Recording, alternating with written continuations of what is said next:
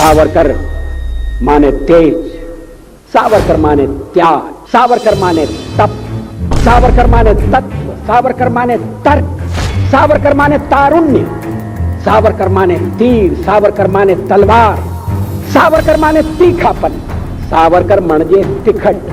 कैसा बहुरंगी व्यक्ति. இந்துஸ்தானத்தின் சுதந்திரத்திற்காக 1857 வருட ஆரம்பத்தில் போரில் யார் உண்மையாக உயிரை விட்டவர்கள்? இந்துக்களா, முஸ்லிம்களா? எந்த வங்காளத்தின் அதிகாரமானது இன்று முஸ்லிம்களின் கையில் இருக்கிறதோ அந்த வங்காளத்தின் சுதந்திரத்திற்காக வேள்வித்தீயில் யார் குதித்தார்கள்? அவர்கள் முஸ்லிம்கள் அல்ல, இந்துக்கள். தேசபக்திக்காக யார் அந்தமானுக்கு போனார்கள்? இந்துவா, முஸ்லிமா? சத்தியாகிரக போராட்டத்தில் பலியானவர்கள் யார்? முஸ்லிமா? இல்லை இல்லை. அந்தமான் பூமியை தோண்டி பாருங்கள். அங்கு கிடைக்கும் தியாகிகளின் சடலங்களை பாருங்கள். அவைகளெல்லாம் இந்துக்கள். ஹிந்து என்கிற எழுத்து பொறிக்கப்பட்டிருப்பதை பாருங்கள்.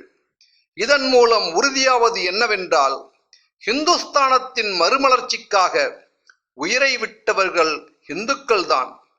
இந்த நாடு இந்துக்களுடையது. இதை சொல்வதானால் என்னை சிலர் மதவாதி, இனவாதி என்று சொன்னால் சொல்லிவிட்டு போகட்டும். எனக்கு அதை பற்றி சிறிது கூட கவலை இல்லை. அவர்களால் கற்பனை செய்யப்பட்ட தேசியவாதத்தை விட இந்த மதவாதத்தையும் இனவாதத்தையும் நான் பெருமையாக கருதுகிறேன். இந்துக்களுக்கு மானசீகமான பலகீனத்தை விட்டு பலத்தினால் சுதந்திரம் அடைவதற்கு தைரியத்துடன் முயற்சிக்க வேண்டும். ஏனெனில் முஸ்லிம்களுக்கு இந்த நாடு சுதந்திரம் அடைய வேண்டும் என்கிற லட்சியம் இல்லவே இல்லை. அவர்களோ இதை பாகிஸ்தானாக மாற்றிட வேண்டும் என்கிற எண்ணம் உள்ளவர்கள். நம் எல்லையை ஒட்டி இருக்கின்ற முஸ்லிம் நாடுகள் தங்களுக்குள் ஒப்பந்தம் செய்திருக்கிறார்கள். ஒரு கால் எதிர்காலத்தில் உலகப் போரில் மாட்டிக்கொண்டு இங்கிலாந்து பலவீனமாகிவிட்டது என்றால் இவர்கள் இந்துஸ்தானத்தின் மீது முற்றுகையிடுவதற்காக ஆப்கானிஸ்தானத்தை அழைக்கலாம். பிறகு சுதந்திரம் கிட்டுமா? சுதந்திர நாடாகுமா? ஒரு பொழுதும் இருக்காது. எங்கு இந்து கலாச்சாரத்தின் பாதுகாப்பும் வளர்ச்சியும் இருக்கிறதோ அதுதான் சுயராஜ்யம், சுதந்திரமாகும். இம்மாதிரியான சுயராஜ்யத்தை ஏற்படுத்துவது காங்கிரசின் கொள்கை அல்ல. எனவே இதற்காக இந்து மகாசபை தான் செயலாற்ற வேண்டும். நாம் நினைப்பதெல்லாம் நிறைவேறுமா என்று வீண் சந்தேகம் கொள்ளாதீர்கள். நிச்சயமாக அந்த லட்சியம் நிறைவேறும். அதில் வெற்றியடைய உறுதி கொள்ளுங்கள். முயற்சிகளை தொடர்ந்து செய்யுங்கள். வெற்றி தோல்வியை பற்றி கவலைப்படாதீர்கள். வெற்றி அடையவில்லை என்றாலும் லட்சியத்திற்காக உயிரை விட்டோம் என்கிற மன நிறைவாவது கிடைக்கும். யார் சூழ்நிலையின் காரணமாக தலைகுனிந்து தன்னுடைய பெண்களையும் சகோதரிகளையும் மற்ற மதத்தினர்களின் அந்தப்புறத்திற்கு அனுப்பினார்கள் என்கிற அவப்பெயர் இருந்தது. இறுதியில் அவர்களின் பெயர்கள்தான் உலகத்திலிருந்தே அழிந்துவிட்டன. ஆனால் சுதந்திரத்திற்காக அரசை விட்டு காட்டிற்கு சென்ற இந்து சூரியனான மகாராணா பிரதாப்பின் பெயர் உலகில் இன்று கூட நிலைத்து நிற்கிறது. இந்த புகழை அடைவதற்காக எதிரிகளின் கொடுமைக்கு பலியான நம் முன்னோர்களின் ஆன்மா சாந்தி அடைவதற்காகவாவது குறைந்தபட்சம் மேற்கூறியவற்றை செய்யுங்கள். இந்த வீர சிம்ம கர்ஜனை உரை வீர சாவர்கருடையது. விளையும் பயிர் முளையிலேயே தெரியும் என்பதற்கேற்ப 1883 மே மாதம் 28ஆம் தேதி மகாராஷ்டிரா மாநிலம் நாசிக் அருகிலுள்ள பாகூரில் தாமோதர் பந்த் சாவர்கர் மற்றும் ராதாபாய் இவர்களுக்கு குழந்தையாக அவதரித்த வீர சாவர்கர் சிறு வயதிலேயே தனது பெற்றோர்களின் கதைகள் வீர சிவாஜி, ராணா பிரதாப், குரு கோவிந்த சிம்மன், ராமாயணம், மகாபாரதம் போன்ற காவியங்களின் கதைகளை கேட்ட பிறகு மனதில் மிகப்பெரிய வீரனாக உறுதி கொண்டார். சிறு வயதிலேயே 9 வயதிலேயே அம்மா மரணம் எய்தினாலும் தன்னுடைய தந்தை வழிகாட்டுதலில் துர்கா பூஜையை கையில் எடுத்தார். சிறு வயதிலேயே அம்பு எய்தவும், கத்திச்சண்டை போடவும், மற்போர் புரியவும் பழகிக்கொண்டார். 6வது வயதில் நாசிக்கில் படிக்கச் சென்றார். அந்த சமயத்தில் அங்கு திலகரால் எழுதப்பட்ட கேசரி பத்திரிகையை படிக்க நேர்ந்தது. அதன் பிறகு அவர் மனதில் தேசபக்தி கனன்று ஓடியது. 1897 புனாவில் பிளேக் நோய் பரவிய சமயம் அங்கு ஆட்சி புரிந்த ஆங்கிலேய அதிகாரிகள் ராண்ட் சரியாக நமது பாரத மக்களை பிளேக் நோயில்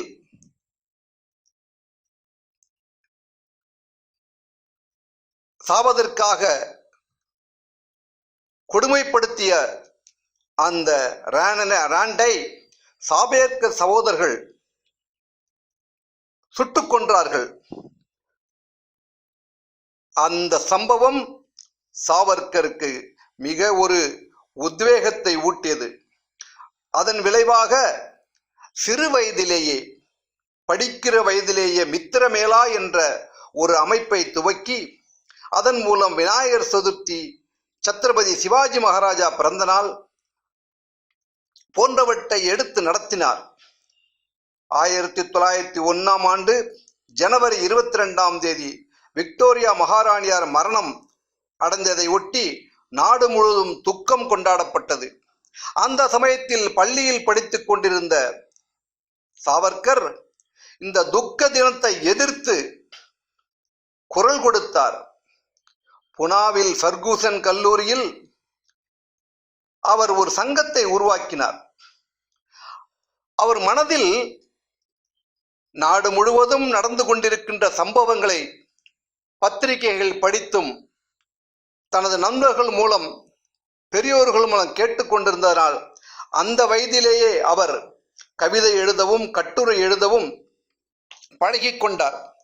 அவரது கட்டுரைகளும் கவிதைகளும் அங்கிருந்த கால் என்ற பத்திரிகைக்கு அனுப்பப்பட்டன. ஸ்ரீ பராஞ்சபே ஆசிரியராக இருந்தார். அவர் இந்த இளைஞனை பார்த்து பாலகங்காதர திலகரிடம் அறிமுகம் செய்து வைத்தார். திலகர் அறிமுகம் கிடைத்ததனால் 1905 BA படிப்பதற்காக கல்லூரியில் திலகர் தலைமையில் அந்நிய துணி பகிஷ்கரிப்பு, துணிகளை எரித்து அபினவ பாரத்தை உருவாக்கி உறுதிமொழியை ஏற்கச் செய்தார். இது போன்ற தேசபக்தர்களை வளர்த்தெடுக்க வேண்டும் என்ற திலகரின் விருப்பத்தினால் லண்டனில் இருந்த ஷாம்ஜி கிருஷ்ணவர்மா இந்தியன் சோசியாலஜிஸ்ட் பத்திரிகை நடத்தி வந்தார்.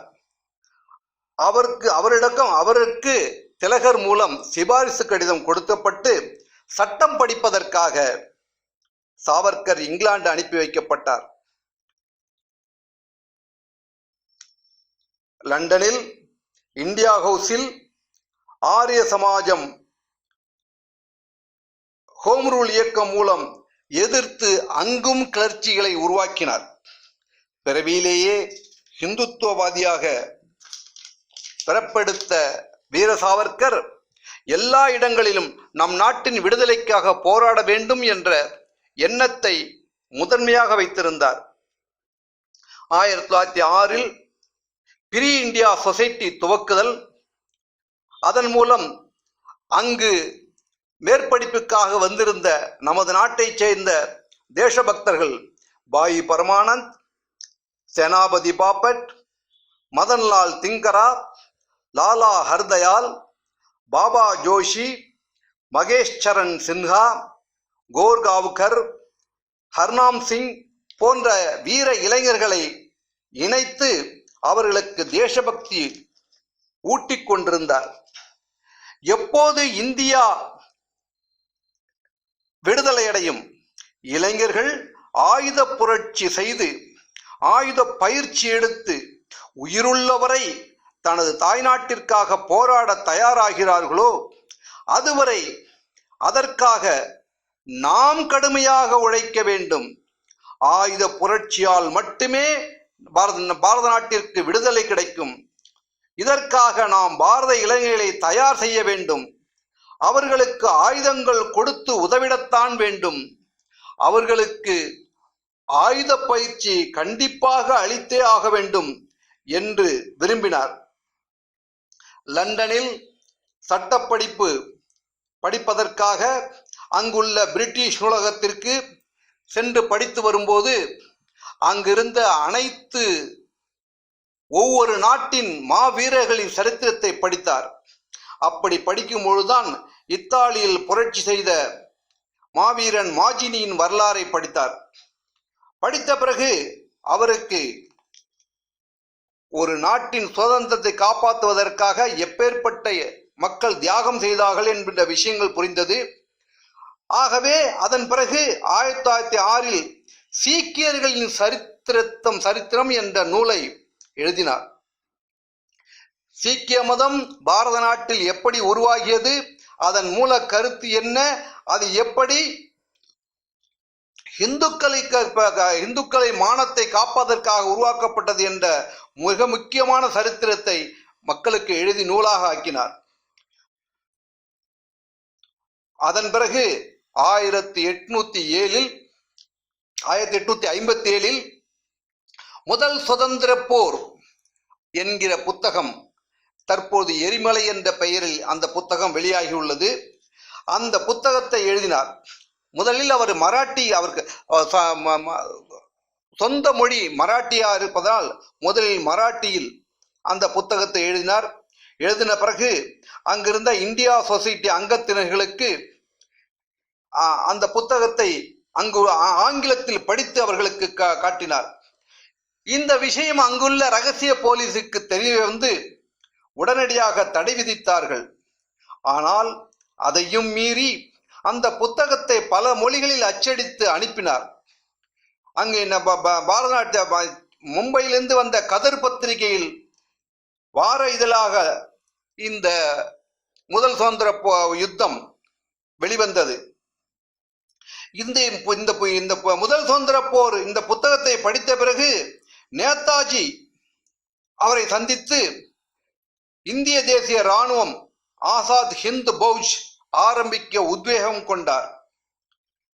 அந்த சமயத்தில் இங்கிலாந்திலிருந்து பாரத நாட்டிற்குள்ள விடுதலை வீரர்களுக்கு குண்டு தயாரிக்க, துப்பாக்கி மற்றும் வெடிகுண்டு எப்படி தயாரிப்பது என்பதற்காக அங்கிருந்து வெடிகுண்டு நிபுணர்களை அனுப்பி இங்கு புரட்சியாளர்களுக்கு பயிற்சி கொடுத்தார். அந்த சமயத்தில் தான் இந்தியா ஹவுஸில் அங்கு மேற்படிப்பு படிப்பதற்காக வந்த மதன்லால் திங்கரா என்ற பஞ்சாப் இளைஞனை சந்தித்தார். அவன் மனதில் இவரது பேச்சுக்கள் சுதந்திர கனலை மூட்டின. ஆகவே அவன் மனதில் ஒரு திட்டம் உருவானது. 1909 ஜூலை மாதம் 1 லண்டனில் உள்ள இம்பீரியல் இன்ஸ்டிடியூட் என்ற இடத்தில் இருக்கக்கூடிய ஜஹாங்கீர் ஹால் அங்கு ஒரு நிகழ்ச்சி நடைபெற்றது. அந்த நிகழ்ச்சியில் பாரத நாட்டை கொடுமையாக ஆட்சி புரிந்த சர் கர்சான் வைலி என்ற ஆங்கிலேய அதிகாரி அங்கு வருகை புரிந்தார். அது சமயம் அந்த மதன்லால் திங்கரா என்ற இளைஞன் அவரை சுட்டுக் கொன்றார். சுட்டுக் கொன்ற பிறகு பிரிட்டிஷாருக்கு மிகவும் பயமடைந்து போய் நடுநடுங்கி போய்விட்டனர். அவர்களது தலைநகரிலேயே சென்று அவர்களை சுட்டுக் கொள்வதற்கு எவ்வளவு மிகப்பெரிய தைரியம் வந்திருக்க வேண்டும். அதற்காக அந்த சமயத்தில் அங்கிருந்த நடுநிலைவாதிகள், பாரத நாட்டிலிருந்து சென்ற நடுநிலைவாதிகள் ஒரு இரங்கல் கூட்டம் நடத்தினர். அங்கு இருக்கக்கூடிய ஆகா கான் என்ற பாரத நாட்டை சேர்ந்த ஒரு தலைமையில் இரங்கல் கூட்டம். என்னது, மதன்லால் சிங்கரா இப்படி புரட்சிகரமாக ஈடுபட்டது தவறு என்று யாரும் எதிர்த்து கேட்கவில்லை. ஆனால் ஒரு குரல் அங்கிருந்து எழுந்தது. எதுவரையில் திங்கராவின் செயல் குற்றம் உள்ளது என்று நீதித்துறை உறுதிப்படுத்துகிறதோ அதுவரை இதுபோன்ற கண்டனம் கூட்டம் தீர்மானம் சட்டத்திற்கு விரோதமானது. எனவே நான் எதிர்ப்பு தெரிவிக்கிறேன் என்று. இந்த நாடு இந்து நாடு இது என்று யார் சொன்னது என்று பாரத நாட்டில் கேட்கும் போது அப்பொழுது டாக்டர் கேசவ பலிராம் ஹெட்கேவார் அவர்கள் சொன்னார், நான் சொல்கிறேன், கேசவ பலிராம் ஹெட்கேவார் நான் சொல்கிறேன், இந்த நாட்டில் ஒரு ஹிந்து உயிரோடு இருக்கும் வரை இந்த நாடு ஹிந்து நாடு என்று. அது போலவே வீர சாவர்கர் இந்த மதன்லால் திங்கராவின் தியாகத்தை அந்த இடத்தில் தட்டி கேட்டார். அது கலவரமானது. அதன் பிறகு இருதரப்புக்கும் அடி கிடைத்தது. ஆனால் தான் மனதில் பட்டதை உறுதியாக அவரால் எடுத்துரைக்கப்பட்டது. இங்கிலாந்தில் உள்ள அபினவ் பாரத்தின் அமைப்பில் சார்பில் நடைபெற்ற கூட்டத்தில் தேசபக்தர்களுக்கு சிரத்தாஞ்சலி அனுசரிக்கப்பட்டது. அதில் கலந்து கொண்டு உரை நிகழ்த்திய சாவர்கர் அவர்கள் பல நூற்றாண்டுகள் கழிந்து இந்த நன்னாளில் அந்த தேச வீரர்களை நினைவு கூறுகின்றோம் என்று இந்த ஆங்கிலேய சாம்ராஜ்யத்தை அகற்றாமல் நாம் உட்கார்ந்திருக்க மாட்டோம் என்று முழங்கினார்.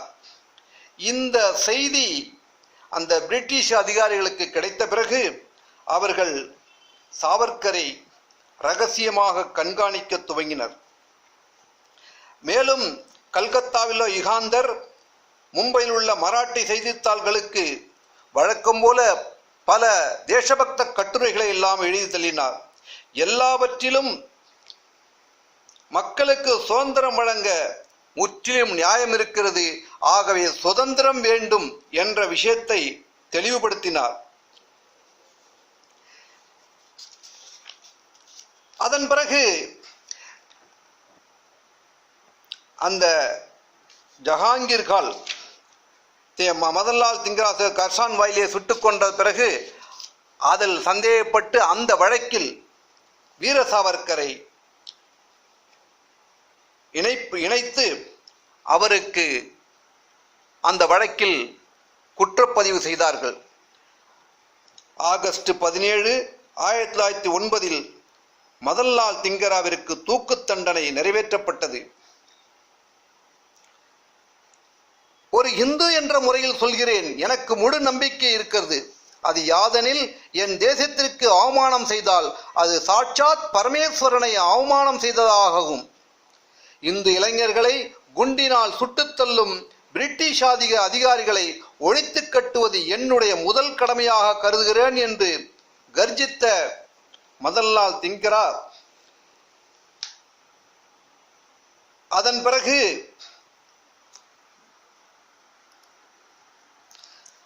பிறகு புனேயில் அங்கிருந்த ராண்ட் என்பவனை ஆக்ஷன் துறை என்ற ஆங்கிலேய அதிகாரியை லக்ஷ்மண் கான்கரே என்ற 16 வயதே ஆன இளைஞன் சுட்டுக் கொன்றான். எந்த கைத்துப்பாக்கி வீர சாவர்கர் மூலம் அனுப்பப்பட்டதோ அந்த துப்பாக்கியால் அந்த ஆங்கிலேயனுக்கு மரணம் நிகழ்த்தப்பட்டது. ஆகவே அரசாங்கம் இவை எல்லாவற்றையும் இணைத்து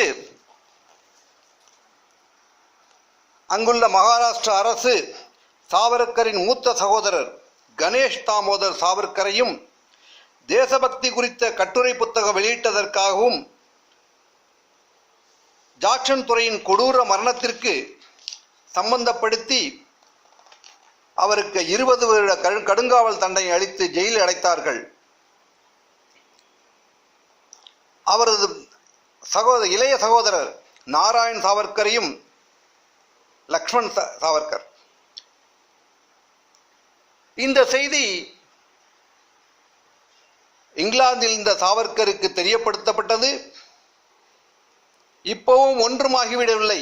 இனிதான் நாம் எல்லோரும் சுதந்திர தேவிக்காக நம் உடல் பொருள் ஆவி அனைத்தையும் தியாகம் செய்ய தயாராக இருக்க வேண்டும் என்று கர்ஜனை செய்தார். தன்னுடைய அண்ணன் காவல்துறையால் கைது செய்யப்பட்டதும் தனது அன்னிக்கு ஒரு கடிதம் எழுதி அனுப்பினார். அநேக பல்வேறு வகையான பூக்கள் மலர்ந்து பிறகு வாடி வதங்கி விடுகின்றன. யாரும் அதை நினைப்பதில்லை. யானையின் தும்பிக்கையினால் அர்ப்பணிக்கப்பட்ட பூக்கள் பகவானை அடைந்து அமரத்துவம் அடைகின்றன. இதைப் போல நாங்கள் 3 சகோதரர்களும் தாமரை மலர்களைப் போல தாய்நாட்டின் காலடிகளில் சமர்ப்பணமாகி அமரத்துவம் அடைவோம். தெய்வ காரியத்திற்காக, அதாவது தாய்நாட்டிற்காக அடியோடு வம்சம் அழிந்து போவது என்பது அமரத்துவம் அடைகிறது என்பதாகும். மேலும் அவர்களுடைய சமூக சேவை என்னும் நறுமணத்தினால் எல்லா திக்குகளும் பரவி சுகந்தத்தை அளிக்கிறது என்று தன்னுடைய அன்னிக்கு எழுதிய கடிதத்தில் தனது நிலைப்பாட்டை அவர் உறுதிப்படுத்தினார். 1910 மார்ச் 11 லண்டன் ரயில்வே நிலையத்தில் போய் இறங்கியதும் வீர சாவர்கர் கைது செய்யப்பட்டார். அவர் மீது 5 வகையான குற்றச்சாட்டுகள் தீட்டப்பட்டன. இந்தியாவில் உள்ள ஆங்கிலேயர்களின் ஆட்சியை அகற்ற ஆயுத புரட்சி நடத்தியது, பிரிட்டிஷ் சாம்ராஜ்யத்தை வஞ்சமாக அகற்ற திட்டமிட்டது, எண்ணற்ற ஆயுதங்களை பதுக்கி வைத்திருந்தது, அதை விற்பனை செய்தது, ஜாக்சன் துறை மற்றும் கர்சான் வில்லி இவர்களை தீர்த்து கட்ட திட்டம் தீட்டியது, லண்டனில் ஆயுதங்களை சேகரித்து அவைகளை பாரதத்திற்கு அனுப்பியது, இந்தியாவில் ஜனவரி 1906 மார்ச் வரையும் மற்றும் லண்டனில் மே மாதம் 1908 முதல் 9 வரை தேச துரோக சொற்பொழிவு ஆற்றியது என்ற பிரிவுகளில் அவரை சிறையில் அடைத்தார்கள். தனக்கு மரண தண்டனை கிடைக்கும் என்று எதிர்பார்த்த சாவர்கர் அங்கிருந்து மும்பைக்கு குற்றப்பத்திரிகை தாக்கல் செய்வதற்காக அங்குள்ள நீதிமன்றத்தால் அனுப்பப்பட்டார். அப்படி வரும்பொழுது இங்கிலாந்திலிருந்து SS மோரியா என்ற கப்பலில் இந்தியாவிற்கு வந்து கொண்டிருந்தார். இவருக்கு கடுமையான காவல். ஆனால் எப்படியும் தப்பித்தே ஆக வேண்டும் என்ற வெறியில் சாவர்கர் அப்பொழுது அங்கிருந்த மேடம் காமா அவர்களுக்கும் VVS ஐயர் அவர்களுக்கும் தகவல் கொடுத்திருந்தார். அதே போல ஜூலை 8 1910 அந்த கப்பல் மார்சேல்ஸ் துறைமுகத்தை அடைந்த பொழுது அங்கு அந்த கப்பலில் இருந்து கழிவறை கூண்டில் இருக்கக்கூடிய ஜன்னல் மூலம் கடலில் குதித்து அங்கிருந்து தப்பி நீச்சல் அடித்து கரை சேர்ந்து ஓடினார். ஆனால் பின்னால் துரத்தி கொண்டு வந்திருந்த பிரிட்டிஷ் போலீசார் பிரான்சின் போலீஸ்களிடம் லஞ்சம் கொடுத்து அவரை மீண்டும் பிடித்து கொண்டு போய்விட்டனர். சரியான நேரத்தில் அங்கு வந்திருந்தால் மேடம் காமாவும் VVS ஐயர் அவர்களும் சரியான நேரத்தில் வந்திருந்தால் வீர சாவர்கர் தப்பித்திருப்பார். நமது நாட்டின் விடுதலை இன்னும் 50 ஆண்டுகள் முன்னாலே நிகழ்ந்திருக்கும். ஆனால் என்ன செய்வது? மீண்டும் பிடிபட்டு மும்பைக்கு கொண்டு வரப்பட்டார். நீதிமன்றத்திலே அவருக்கு இரட்டை ஆயுள் தண்டனை விதிக்கப்பட்டது. இவருக்கு கொடுக்கக்கூடிய மரண தண்டனை கூட குறைவுதான். இருந்தாலும் அவருக்கு ஆயுட்கால சிறை தண்டனையை விதிக்கிறோம் என ஆங்கிலேய நீதிபதிகள் தீர்ப்பில் குறிப்பிட்டிருந்தனர். இந்த தீர்ப்பை அறிந்த சாவர்கர் சிரித்துக்கொண்டே, எனக்கு மிகுந்த மகிழ்ச்சியாக இருக்கிறது. ஏனெனில் பிரிட்டிஷ் அரசாங்கம் எனக்கு 2 முறை ஆயுட்கால தண்டனை அளித்ததன் மூலம் இந்து சித்தாந்த கருத்தை ஒப்புக்கொண்டது போலாகிறது என்றார். மறுபிறப்பு என்கிற எனக்கு புனர்ஜென்மம். இவ்வழக்கின் தீர்ப்பை அறிந்து மிகவும் சந்தோஷம் என்று கூக்குரலிட்டார். மும்பை அருகிலுள்ள டோங்கிரி சிறையில் சாவர்கருக்கு மிக கடுமையான கயிறு திரிக்கும் வேலை கொடுக்கப்பட்டது. ஆனால் மனம் முழுவதும் கவிதையும் கட்டுரையும் எழுதி பழக்கப்பட்ட சாவர்கர் அந்த சிறைச்சாலையில் கயிறு திரித்து கொண்டே இருந்தார். ஆனால் அவர் மனதில் எழுத வேண்டும் என்ற உத்வேகம் இருந்தது.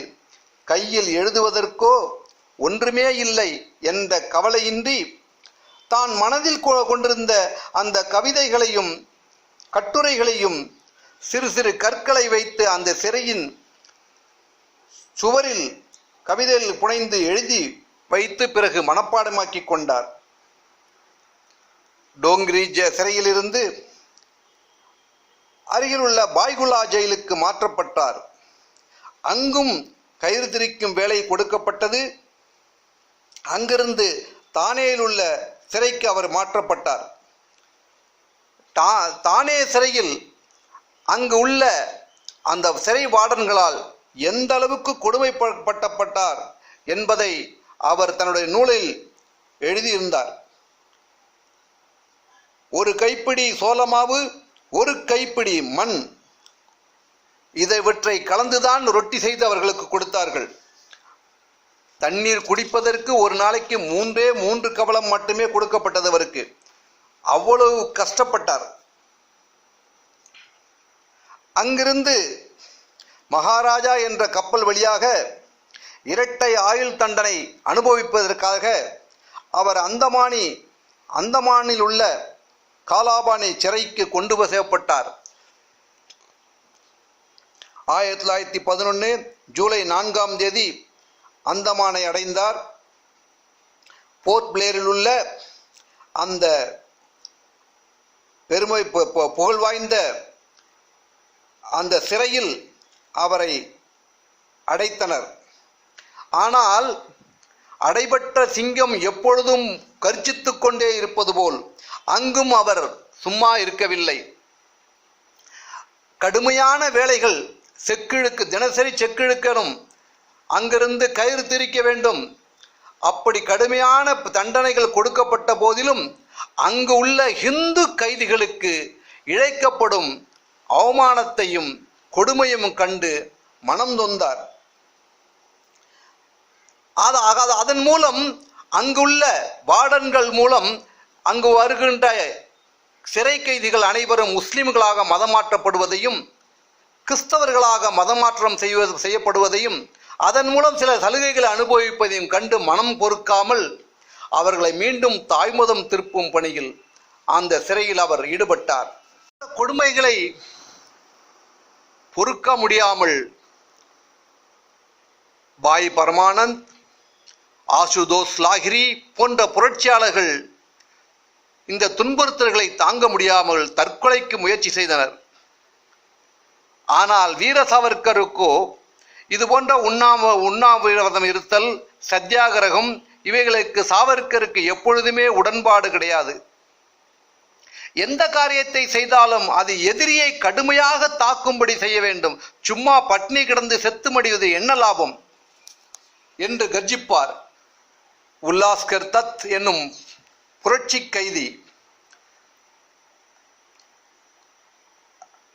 இந்த சிறை கைதிகளின் அவலங்களை கண்டு அவர்களை விடுவிப்பதற்காக வெடிகுண்டுகளை தயார் செய்தார்.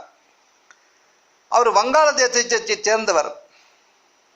அவர் அந்தமானுக்கு போனதும் கடுமையான வேலைகளை செய்ய முடியாது என்று மறுத்தார். அவர் மேல் குற்றம் சாட்டி கோர்ட்டில் நிறுத்தி அவருக்கு கொடுமையான தண்டனை செக்கெடுக்கக்கூடிய கொட்டடியில் தள்ளி செக்கெடுக்க வைத்தனர். இந்த செக்கெடுங்கும் போது விறுவிறுக்க செக்கு இழுத்தால் மட்டுமே எண்ணெய் பிழியப்படும். ஆனால் கொஞ்சம் மெதுவாக போனாலோ அது கரைத்து நின்றாலோ பின்னாலேயே சாட்டையால் அடிவிழும். இது கைதிகள் மாடுகளைப் போல சுற்றி சுற்றி சுற்றி வந்து கொண்டே இருக்க வேண்டும். அப்போது அது போன்ற சமயத்தில் அந்த உல்லாஸ்கர் தத் அதையெல்லாம் எதிர்த்து தண்டனை வாங்கி பட்டினியாக கிடந்தார். அதற்காக எலக்ட்ரிக் ஷாக் கொடுக்கப்பட்டு மயக்கமடைந்திருந்தார். 3 நாட்கள் மயக்கம் தெளிந்த பிறகு அந்த பொறுக்க முடியாத வேதனையினால் பைத்தியமாகிவிட்டார். அதன் எதிரொலி ஒரு நாள் தனக்கு கொடுக்கப்பட்ட துணிகளை கிழித்து ஜன்னலில் கட்டி தொங்கவிட்டு அதில் தற்கொலை செய்து கொள்வதற்காக தூக்குமாட்டி விட்டார். தெய்வாதீனமாக அந்த காவலாளி பிடித்து அவரை மனநல மருத்துவமனையில் சேர்த்தார்கள். 10 ஆண்டுகள் வரை அவர் பைத்தியக்காரனாகவே இருந்தார். இந்த சமயத்தில் சாவர்கர் எங்களை போன்ற அரசியல் கைதிகளுக்கு கொடுக்க வேண்டிய சலுகைகளையும் சௌரியங்களையும் கொடுக்க வேண்டும், மனித தன்மையற்ற கொடுமைகளையும் சோதனைகளையும் இத்துடன் நிறுத்திக் கொள்வது நல்லது, இல்லாவிட்டால் நாங்கள் அனைவரும் சேர்ந்து ஹர்த்தால் செய்ய வேண்டியிருக்கும். ஹர்த்தாலினால் நாங்கள் உங்களுடன் மோத முடியாவிட்டாலும் நாங்கள் அநியாயத்தையும் அக்கிரமத்தையும் அவமானத்தையும் எதிர்த்து கிளர்ச்சி செய்தோம் என்கிற மனநிறைவாது எங்களுக்கு இருக்கும் என்று கர்ஜித்தார். அந்த காலாவாணி சிறையில் வங்காளத்தில் ஒரு ஐரோப்பிய அதிகாரியின் கார் மீது குண்டு வீசிய குற்றத்திற்காக நாணிகோபால் என்ற இளைஞனை 16 வயதே ஆன அந்த நாணிகோபாலை செக்கிழுக்க வைத்தார்கள். அப்படி சட்டப்படி தண்டிப்பது கூடாது என்றாலும் அந்த காலத்திய கொடுங்கோல் பிரிட்டிஷ் அரசாங்கம் கடுமையான தண்டனை அளித்தது. அந்த சிறுவன் நாணிகோபால் செக்கிழுக்க மறுத்துவிட்டான். எனவே கசையடியால் அடிகொடுக்கப்பட்டான்.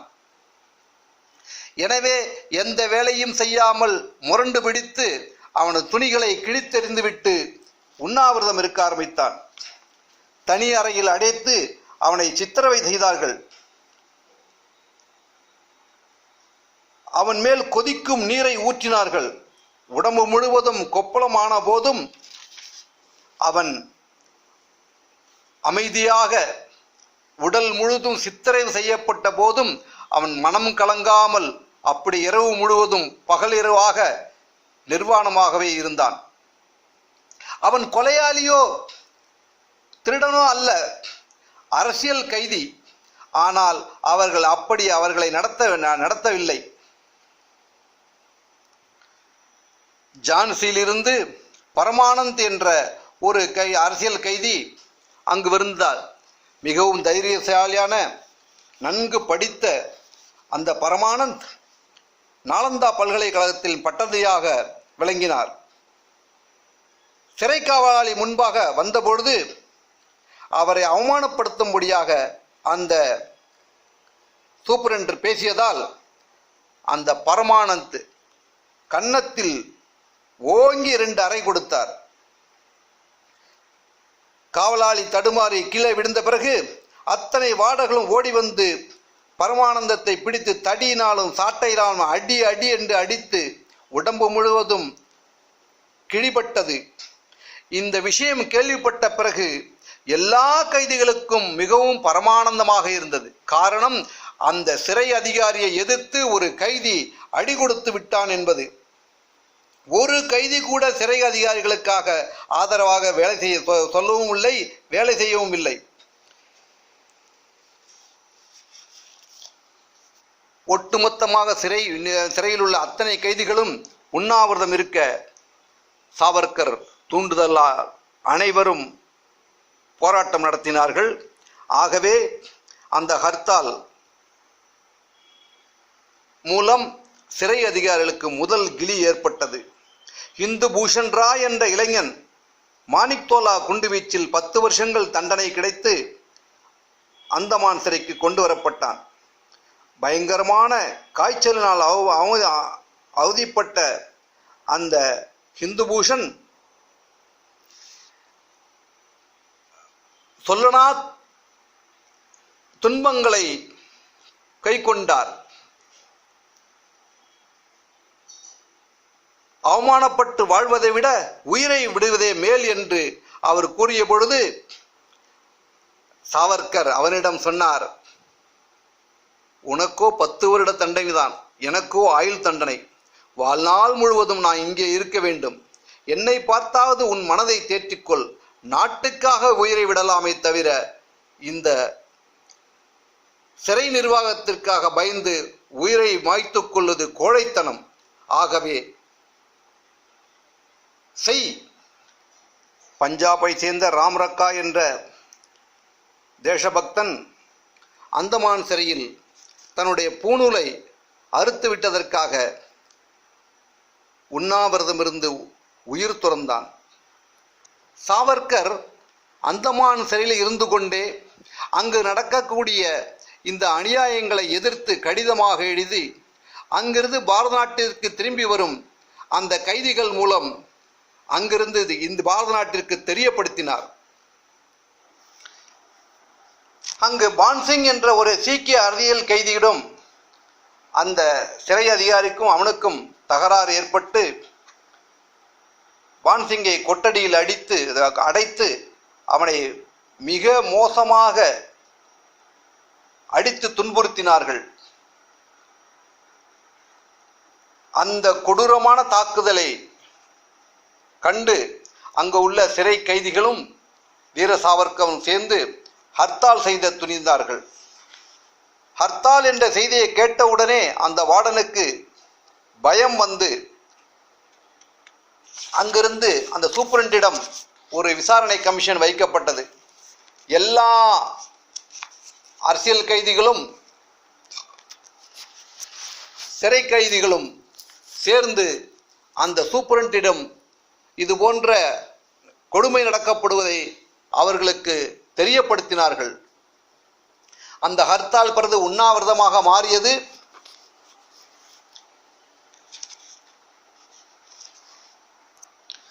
பனிரெண்டு நாட்கள் உண்ணாவிரதத்திற்கு பிறகு சிறை நிர்வாகம் அவர்களின் கோரிக்கைகளுக்கு செவிசாய்க்க துவங்கினார்கள். இங்கிலாந்தில் உள்ள அரசியல் கைதிகளுக்கு என்ன சலுகைகள் கொடுக்கப்படுகிறதோ அதையே இங்கும் வழங்க வேண்டும். சீக்கிய கைதிகளுக்கு அவருடைய கேசத்தை அலம்பிக் கொள்ள சோப்பு, எண்ணெய் மற்றும் தண்ணீர் தேவைப்படும் போது கொடுக்க வேண்டும் என்று கேட்டு வாங்கிய பிறகு உண்ணான் நோன்பை முடித்து கொண்டு விட்டனர். அந்த சமயத்தில் வீர சாவர்கர் அங்கிருந்த சிறை வார்டன்கள் அனைவருமே பத்தான்கள், அதாவது முஸ்லிம்கள் தான். ஏனென்றால் அவர்கள்தான் இந்து கைதிகளை துன்பப்படுத்தி அதன் மூலம் சலுகை பெற்றவர்கள். எந்த ஒரு இந்து கைதியாவது மதம் மாறுவதற்காக இந்த கொடூர தண்டனைகளுக்கு அகப்படுவதை விட மதம் மாறிக்கொள்ளலாம் என்று விட்டால் அவர்கள் மீது பசுமாமிசத்தையோ அல்லது அவர்களுடன் சேர்ந்து சாப்பிடும்போதோ வற்புறுத்தி அவர்களை பெயரை மாற்றிவிட்டார்கள். இதை அறிந்த சாவர்கர் ஒரு ஹிந்து மதம் மாறுவதன் மூலம் எந்த அளவுக்கு நாட்டில் பாதிப்பு ஏற்படுவதை உணர்ந்து அங்கு உள்ள இந்து கைதிகளை மீண்டும் தாய் மதத்திற்கு திரும்பும் சுத்தி இயக்கத்தை ஆரம்பித்தார். ஆனால் அங்குள்ள சிறை கைதிகளில் உள்ள இந்துக்களே இதை எதிர்த்து அவர்களுக்கு இடைஞ்சல் கொடுத்தார்கள்.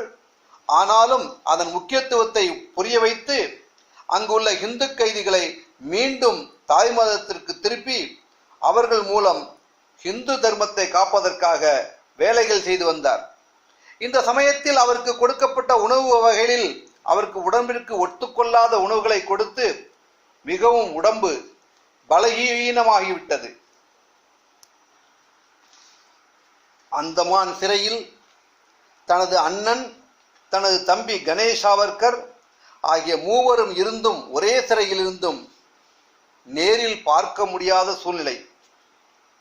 அண்ணனுக்கோ காசநோய் ஏற்பட்டு மிகவும் உடல் பாதித்த நிலை. கணேஷ் சாவர்கருக்கோ இந்த கொடுமைகளை கண்டு மனம் பொறுக்க முடியாமல் மனமருந்தினார். எனவே சிறை கைதிகளின் ஹர்த்தால் மூலியமாக சிறை கைதிகள் கொட்டடியில் அடைக்கப்பட்டிருந்த கைதிகள் விடியற் காலையிலேயே திறந்து விடப்பட்டார்கள். 10 வருஷங்களுக்கு பிறகு முதல் முறையாக நிலா வெளிச்சத்தில் நின்று நிலா காய்வதை பார்த்தார்கள். அந்த சமயத்தில்தான் தனது அண்ணன் கணேஷ் சாவர்கரை சாவர்கர் நேரடியாக சந்தித்தார். தனது குடும்பம் இப்படி பாரத மாதாவின் விடுதலை வேட்கையில் ஆகுதியாகுவதை மிக பெருமையாக சாவர்கர் உணர்ந்தார். இவ்வளவு கடுமையான சிறையிலும் அந்த சமயத்தில் ரவீந்திரநாத் தாகூருக்கு நோபல் பரிசு கிடைத்தது. அதற்காக மிக மகிழ்ச்சி அடைந்த சாவர்கர் தாகூருக்கு தன் வாழ்த்தை தெரிவிக்க ஒரு கவிதை இயற்றினார். ரவீந்திரநாத் தாகூருக்கு அளித்த கௌரவத்தை கண்டு பாரதமே பெருமை கொள்கிறது. போர் முடிந்து ரதத்தில் பாரத மாதா வீற்றிருந்து தலைநகருக்கு திரும்பிக் கொண்டிருந்தாள். அவளை வரவேற்க கவிஞர்கள் கூட்டம் முன்னே சென்று கொண்டிருந்தது. நானும் கவிஞன்தான்.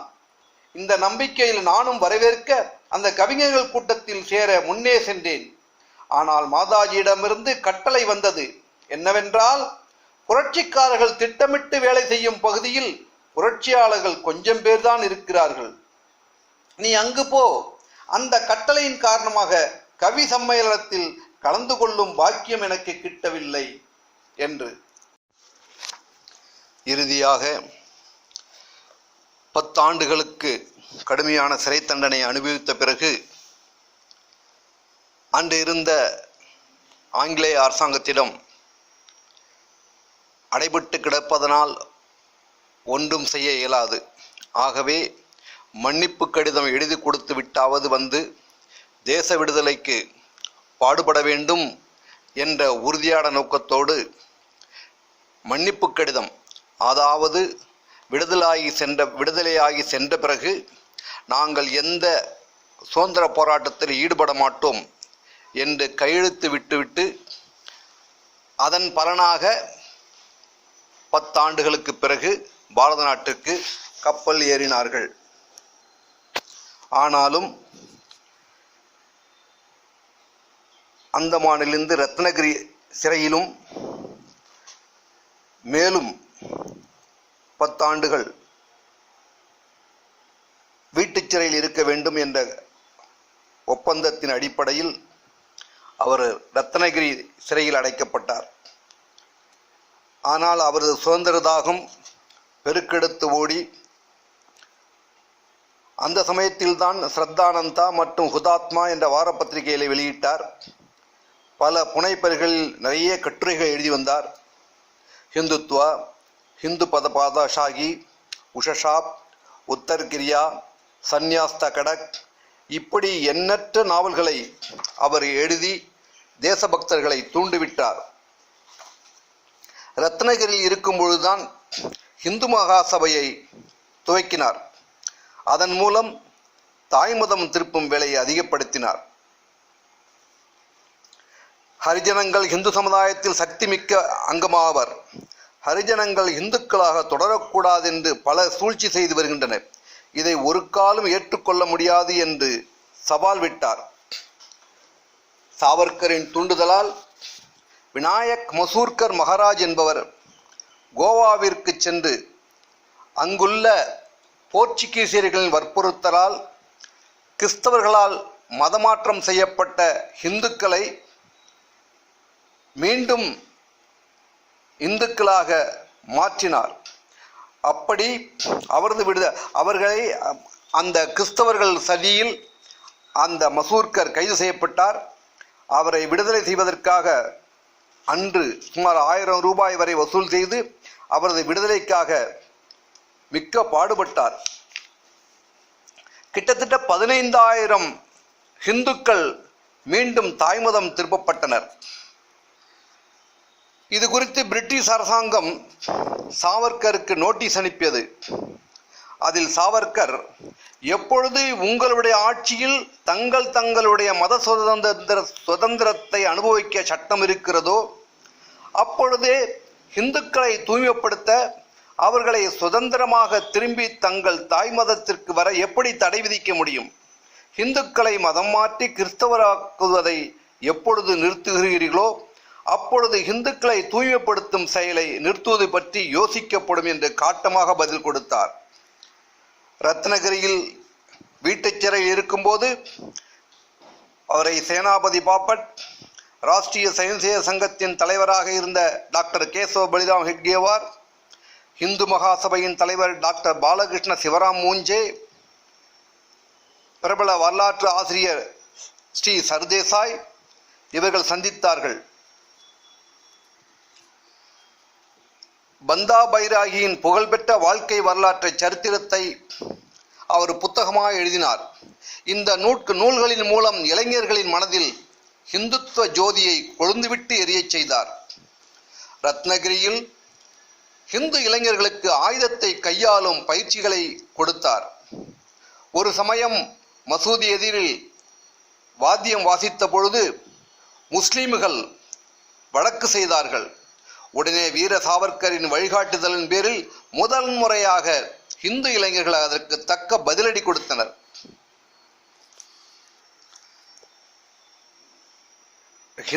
நாம் எல்லோரும் இந்துக்கள். பரந்த இந்துக்களின் கடலில் நாங்கள் சிறு துளியாக சேர்ந்து இந்து சமுதாயத்தை காப்போம். இந்து ஜாதியின் இந்த படகை பிராமணர், சத்திரியர், வைசியர் மற்றும் சூத்திரர் என்கின்ற பேதமில்லாமல் எல்லோரும் ஒன்று சேர்ந்து இழுப்போம் என்று கவிதை இயற்றினார். 1937 வருஷம் ஸ்ரீ ஜமுனாதாஸ் மேத்தா அவர்கள் முயற்சியால் சாவர்கரை மரியாதையுடன் எந்தவித நிபந்தனையுமின்றி விடுதலை செய்ய வேண்டும் என்று கோரிக்கையின் பேரில் அவர் விடுதலை செய்யப்பட்டார். பாரத நாடு முழுமையாக சுதந்திரம் அடைய வேண்டும். நம்முடைய லட்சியத்தை அடைவதற்கு பல முறைகள் இருக்கின்றன.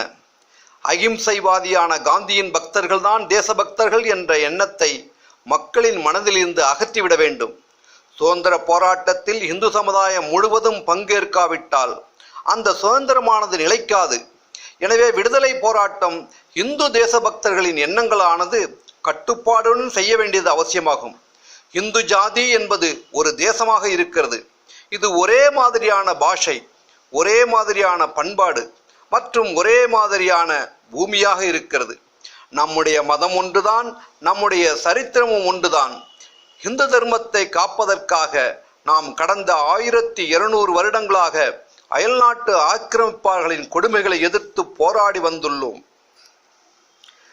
சிந்து நதியிலிருந்து இந்து மகா சமுத்திரம் வரை பரவி இருக்கும் பாரத பூமியை எவன் தன்னுடைய தாய்நாடாகவும் புண்ணிய பூமியாகவும் நினைக்கிறானோ அவன் மட்டுமே ஹிந்து ஆவான். முஸ்லிம்களின் தேசப்பற்றை பற்றி கூறும் பொழுது, நீங்கள் எங்களுடன் வந்தால் உங்களை வரவேற்கிறோம், நீங்கள் வரவில்லை என்றால் தனியாக அதை அடைவோம், எதிர்த்தாலோ உங்களை தூக்கி எறிந்துவிட்டு நாட்டின் விடுதலைக்காக போராடுவோம், வெற்றி பெறுவோம் என்று குரல் கொடுத்தார். வந்தால் உன்னோடு, வராவிட்டால் உன்னையும் மீறி, எதிர்த்தால் தனியாக. இந்து மகா சபையின் தலைவராக பொறுப்பெடுத்த பிறகு நாடு முழுவதும் அளிக்கப்பட்ட வரவேற்புக்கு சுற்றுப்பயணம் செய்து வந்தார். தற்செயலாக 1940 ஜூன் 22ஆம் தேதி ஸ்ரீ சுபாஷ் சந்திர போஸுடன் வீர சாவர்கர் சந்தித்தார். 2 புரட்சி வீரர்களும் பல மணி நேரம் முக்கியமான விஷயங்கள் குறித்து கருத்து பரிமாற்றம் செய்து கொண்டனர்.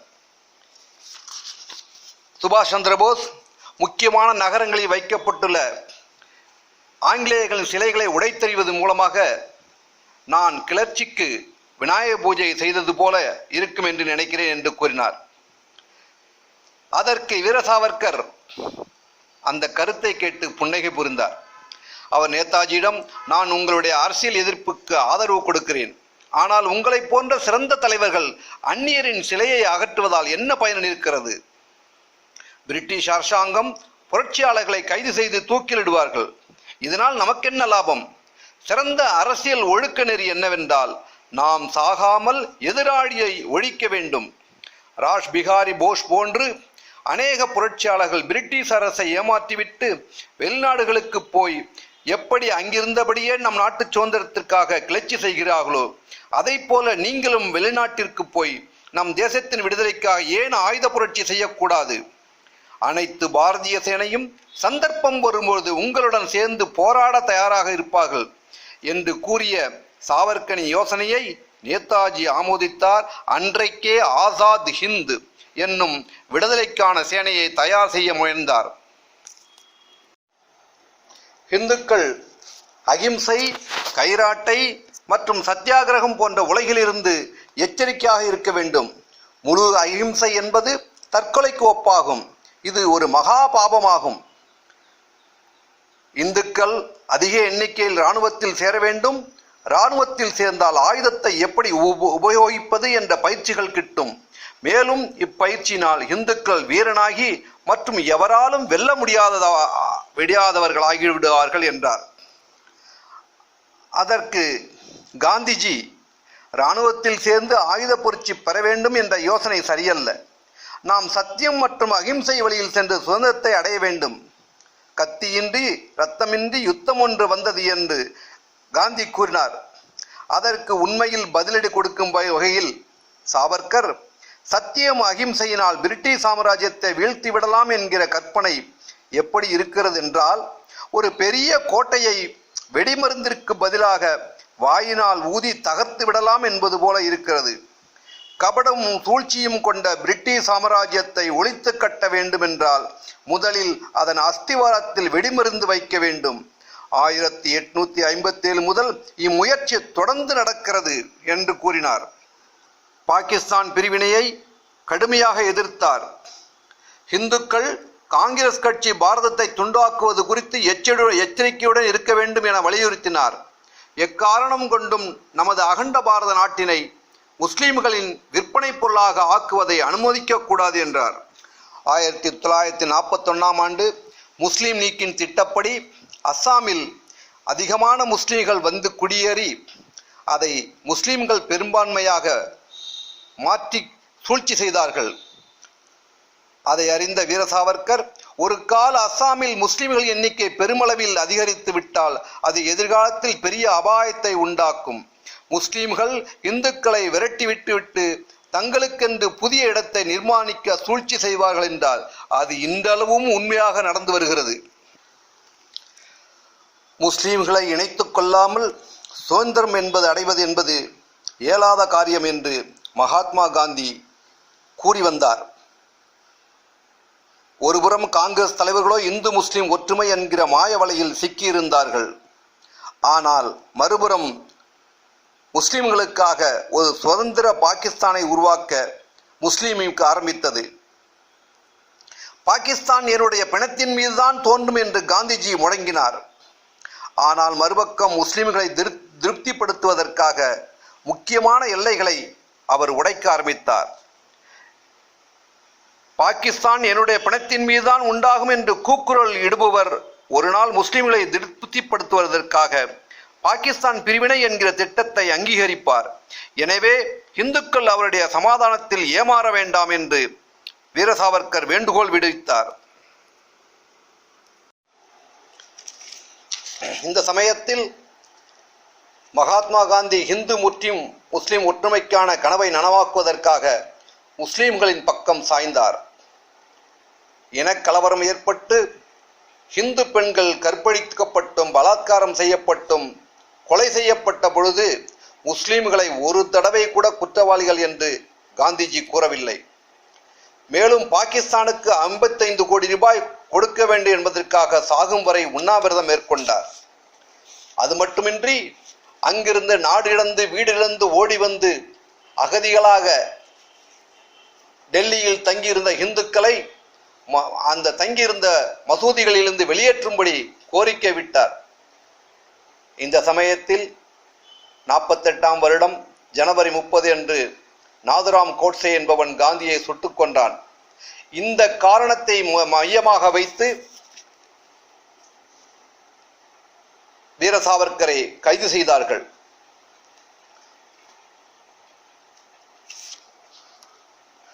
ஒரு வருடம் காந்தி கொலை வழக்கு விசாரணை நடைபெற்றது.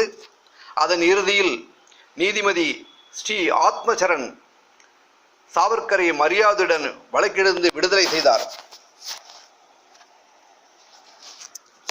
எதுவரை நாட்டின் அரசியல் மற்றும் இராணுவம் இந்துத்துவமாக மாறவில்லையோ அதுவரை பாரதம் சுதந்திரம் அடைந்ததாக கருத முடியாது.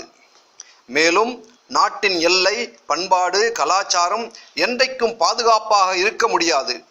என்னுடைய இந்து இளைஞர்களுக்கு அன்பான வேண்டுகோள் என்னவென்றால், அவர்கள் அதிக எண்ணிக்கையில் இராணுவத்தில் சேர்ந்து ஆயுத பயிற்சி பெற்று அதை கொண்டு தேவைப்படும் போது நம்முடைய சுதந்திரத்தை பாதுகாக்க வேண்டும் என்றார். நமக்கு வழிகாட்டுபவர்கள் பிரபு ஸ்ரீ ராமச்சந்திர பிரபுவும் பகவான் ஸ்ரீ கிருஷ்ணனும் ஆவார்கள். அவர்கள் கூறியிருப்பது என்னது? ஆயுதத்தினால் துஷ்டர்களை அழியோடு ஒழித்து கட்டு, அக்கிரமக்காரர்களை சற்றும் முன்பின் யோசிக்காமல் கொன்றுவிடு. நம்முடைய வேதத்தின் ஆணை இது. இதுதான் நம்முடைய தர்மம். நம்முடைய முன்னோர்கள் எல்லா தேவதைகளும் அவதாரங்களும் ராஜா மகாராஜாக்களும் ஆயுதங்கள் இல்லாமல் இருந்ததில்லை. பெரிய பெரிய பயங்கரமான ஆயுதங்களை கொண்டு அழகாக அலங்கரிக்கப்பட்டு இருந்தார்கள். ஆகவே நாடு பாதுகாப்பாக இருந்தது. 1957 மே மாதம் 10 அன்று 1857 நடந்த முதல் சுதந்திர போராட்டத்தின் 100வது ஆண்டு விழா டெல்லியில் மிகப்பெரிய அளவில் கொண்டாடப்பட்டது. அதில் பேசிய வீர சாவர்கர், நம் எதிரில் 2 வழிகள் இருக்கின்றன. ஒன்று புத்தர் வழி, மற்றொன்று யுத்த வழி. நாம் புத்தரையோ அல்லது யுத்தத்தையோ இரண்டில் ஒன்றை தேர்ந்தெடுத்தாக வேண்டும்.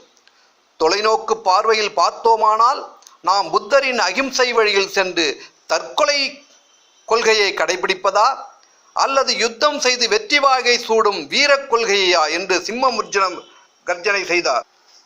1962 அக்டோபர் மாதம் சீனா பாரதத்தின் மீது ஆக்கிரமிப்பு செய்தது. அந்த சமயத்தில் உடலமற்றிருந்த வீர சாவர்கர் நம் தாய்நாட்டின் மீது சீனா ஆக்கிரமிப்பு செய்ததை அறிந்து கொதித்தெழுந்தார். அகிம்சை, பஞ்சசீலம் மற்றும் உலக சமாதானம் என்கிற மாயையில் சிக்கியுள்ள நமது ஆட்சியாளர்கள், அரசாங்க தலைவர்கள் என்னுடைய கருத்தை கேட்டு முதலில் நமது தேசிய இராணுவத்தை உருவாக்கி இருந்தால் நம்முடைய வீர மற்றும் பராக்கிரம இராணுவம் சீனாக்காரர்களை பீகிங் வரை விரட்டி அவர்களை வெறியை சுக்கு நூறாக்கி இருப்பார்கள். ஆனால் அகிம்சை மற்றும் உலக சமாதானம் என்கிற மாயையில் பறக்கும் இந்த மகாபுருஷர்கள் எதுவரை நம் நாட்டின் மரியாதையை அகிம்சை என்ற உரைகளில் தேய்ந்து கொண்டே இருப்பார்கள் என்பது தெரியாது. சீனாவின் ஆக்கிரமிப்பிற்கு பிறகு காங்கிரஸ் தலைவர்கள் அணுகுண்டு தயாரிக்கப் போவதில்லை என்று கோஷமிட்ட போது அது சரியான மூர்க்கத்தனமான மற்றும் தற்கொலைக்கு சமமான கொள்கை என்று நாடினார். பாரதத்தின் அரசியல் தலைவர்களுக்கு நன்றாக புரிய வேண்டியது யாதெனில், இன்றைய யுகத்தில் யாருடைய இராணுவம் பலமாக இருக்கிறதோ அவருடைய நாடு மற்றும் அரசாங்கம் பாதுகாப்பாக இருக்கிறது என்கிற கோட்பாடுதான் நடைமுறையில் உள்ளது. ஒரு கால் நம்முடைய எதிரியான சீனர்களிடத்தில் அணுகுண்டு, ஹைட்ரஜன் குண்டு இருக்கிறதென்றால் நாமும் அவர்களை எதிர்த்து போரிட இவைகளை விட மிகுந்த சக்தி வாய்ந்த அணுகுண்டுகளை தயாரிக்க முயற்சிகள் செய்ய வேண்டும். நாம் அணுகுண்டுகளை ஒருபொழுதும் தயாரிக்க மாட்டோம் என்று சொல்வது முட்டாள்தனம், கோழைத்தனமும் ஆகும் என்றார். சமூக மாற்றத்திற்காக பதிபாவன மந்திர் கட்டுமானம் கொண்டு வந்தார். பசு வழிபாடை எதிர்த்தார். காரணம், பசு வழிபாடுவதற்காக அல்ல, இது போன்ற சமயங்களில் நாம் தேசத்திற்காக வேலை செய்ய வேண்டும் என்று குரல் கொடுத்தார். அவரது மனைவி இறந்தபோது கூட சடங்குகள் தேவையில்லை என நாத்திகவாதம் போன்று குறிப்பிட்டார். தனது மரணத்திற்கு பிறகும் தனக்கு எந்த விதமான சடங்குகளும் தேவையில்லை, அது நாட்டிற்காக செய்ய வேண்டிய கடமை என்று குறிப்பிட்டார். என்னுடைய ஈமக்கிரியைகளுக்காக செய்யப்படும் செலவை மிச்சப்படுத்தி இந்து தர்ம சங்கங்களுக்காக தானமாக கொடுக்க வேண்டும். கடைசி வரையில் இந்துக்கள் மதமாற்றத்தை பற்றியே கவலைப்பட்டார். 1966 பிப்ரவரி 26 அன்று அவருடைய உடலிலிருந்து இன்னுயிரானது 11 மணி அளவில் பாரத தாயின் பாத கமலங்களில் சென்று சேர்ந்தது. தனது இறுதி உயிலில், என்னுடைய மரணத்திற்காக ஹர்த்தாலோ வேலை நிறுத்தமோ செய்ய வேண்டாம், அதனால் தேசத்திற்கு இழப்பு உண்டாகும். அவர் தேசத் தலைவர்களின் மரணத்தினால் ஏற்படும் துக்கத்தின் பேரில் தினசரி வாழ்க்கையில் தடங்கல் செய்வதற்கு பெரிய பெரிய எதிரியாக விளங்கினார். அவர் தன்னுடைய பெயரில் மரணத்திற்கு பின்னால் ஒரு கணம் கூட நாட்டிற்கு தீங்கு விளைவிப்பதை விரும்பவில்லை. அவருடைய கடைசி உயிலும் கூட தேசபக்தி எண்ணங்களால் நிறைந்திருந்தது. நாட்டிற்காக எல்லாவற்றையும் தியாகம் செய்த பிறகு கூட அவரிடம் உறுதியான தன்னம்பிக்கை இருந்தது. அதாவது தன்னுடைய கடமையை முழுதுமாக செய்து முடித்து விட்டதாக அவர் மரணத்தை நோக்கி சொன்னார். நான் என் தாய் தந்தையர்களின் கடனை வட்டியும் முதலுமாக பாக்கி இல்லாமல் செய்துவிட்டேன். இந்த உயிரின் வாயிலாக யாருக்கும் எந்த மாதிரியான கடனும் இல்லை. மரணமே, இப்பொழுது இந்த உயிரானது உனக்காக மிஞ்சிருக்கிறது. இதை எப்பொழுது வேண்டுமானாலும் நீ சந்தோஷமாக எடுத்துக்கொள்ளலாம் என்று உயில் எழுதியிருந்தார்.